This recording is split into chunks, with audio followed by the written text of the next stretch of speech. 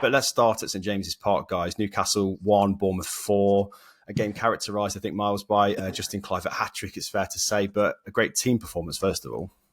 You can really see the development of this Bournemouth side now, can't you, and how much they've grown. I think you've played Newcastle at a time when they seemed on the ascendancy, and there was conversations going into this week of whether they could make a late push even for top 2. And Bournemouth just took the game to them. Even at St James's Park, they were really prepared to be intense, to attack them.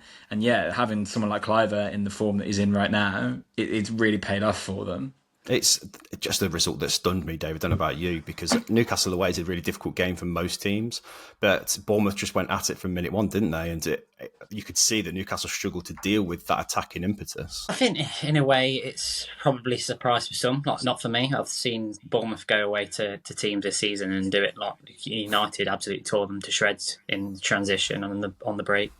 But I think it was very different this game. I think they dominated particular periods of the game where you probably expected Newcastle to have a little bit more of a sustained period of pressure, and it just never really happened for Newcastle.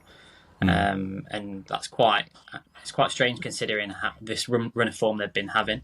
But Bournemouth, they're just relentless in everything they did, and I just think particularly the last couple of games, in the absence of Evan Nilsson, I think Iraola, I think he's a player that, for me, I think he just sums that team up down to the ground. I think he's probably not a player I'd highlight for his ability, but I think his sort of versatility and the job that he's looking to do for the team in that forward position. I thought he took his goal, really well. Obviously, the one disallowed as well, but I just thought that his sort of work rate they put into the game and the amount of energy that team puts in, particularly in the final third, off of the ball, but just obviously looking to kind of transition so quickly.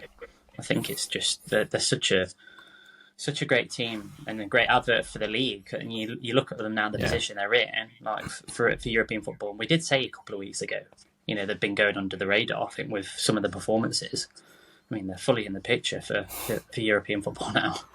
Yeah, I think so. I think they're probably one of the most informed, strong contenders. It's that 10 games in a row unbeaten in all competitions now. They've just ended Newcastle's unbeaten 9 run as well. So yeah, 2 informed teams, which is why this result seems a little bit more of a surprise. But Justin Kluivert, Miles, like a hat-trick, means he's now scored 2 more goals than his dad at St James's Park, who obviously played for Newcastle as well, Patrick Kluivert. Yeah, he's a player that's really adapted to life in the Premier League so well. Are you surprised to see him producing the kind of goal-scoring form is showing now? Yeah, it's been excellent to see how he's adapted, obviously. It's someone that we kind of recognise as a winger in his early career days, and now he can still fulfil that role. And Iraola's got him in a more central position as well, and he looks really threatening. It's a player that we kind of always thought was going to go on to big things. You remember his days at Ajax when United faced them. I think it was in the Europa League, wasn't it, under Mourinho?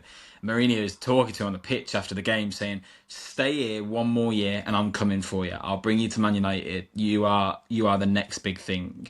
And then he makes that move to Roma and it just never really works out for him. And he has those loan spells where he go. I think he went to Leipzig and then Nice.